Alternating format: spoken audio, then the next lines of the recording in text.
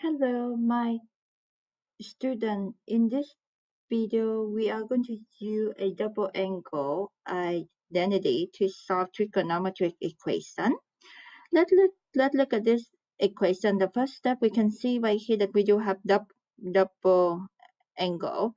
And the right hand side is only 0. One side of the equation is only 0. So what we should do right here that we try to see if we can combine like term. In this case, we do have the two like term, so that will give us negative sine square of the double angle 2 theta plus 2 cosine square theta equals 0. Next, we go ahead and use the double angle identity. So we will substitute the sine.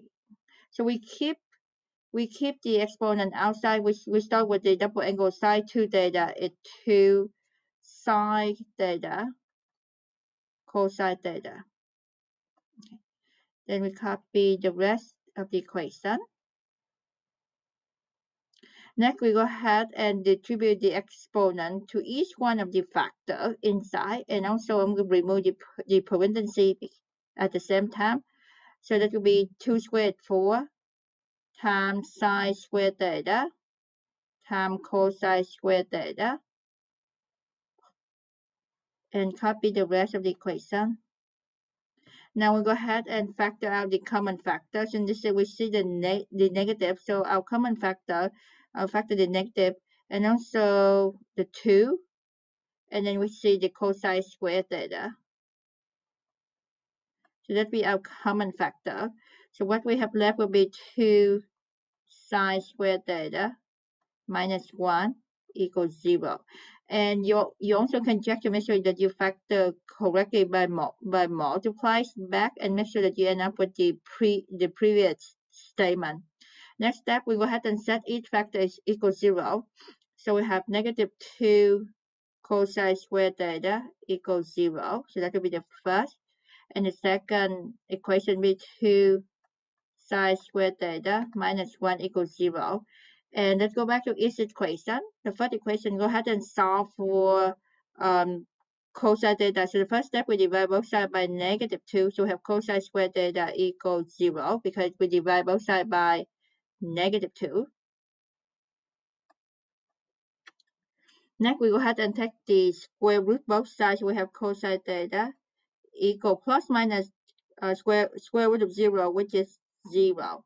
So if you wonder what we just did, we just do here, there will be take square root both sides, and then we use the unit circle. So therefore, the angle theta will be pi over 2 and 3 pi over 2.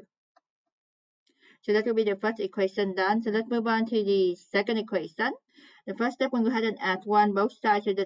So therefore, we're left with 2 times sine square theta equal 1. Next, we go ahead and divide both sides by 2. So therefore, sine square theta equal 1/2. Now we go ahead and take the square root both sides. So when we take the square root of the fraction, we take the square root of the numerator and the square root of the denominator. So that will give us sine theta equal plus minus 1 over square root of 2. So now we want to rationalize the denominator. So we go ahead and multiply by square root of 2 for both the denominator and the numerator. So now therefore we conclude that we will have sine theta equal plus minus square root of 2 over 2. Now we go ahead and use the unit circle. So that will give us pi over 4, 3 pi over 4, 5 pi over 4, and 7 pi over 4.